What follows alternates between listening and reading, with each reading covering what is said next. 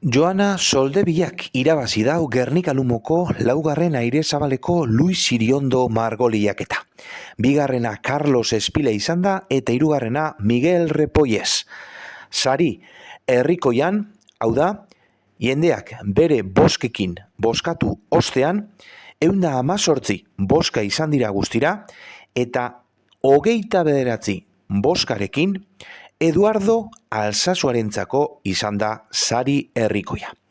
Guztira, 17 parte hartzaile izan dira, Airezabaleko Luis Iriondo margoleiaketa honetan, laugarren edizion aldudan margoleiaketa honetan. Gogoratu, Arteskolak eta Gernika Lumoko udalak antolatzen dabela. Gero eta parte hartze handiagoa dago, margolan lehiaketa honetan, adibidez, 2024an, igaz, 15 parte hartzaile izan ziran, aurten 17.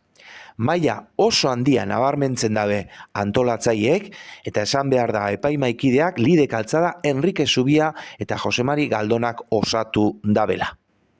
Idazkaria Jokin Abaitua izan da. Tokiko artistaren saria utzik geratu da.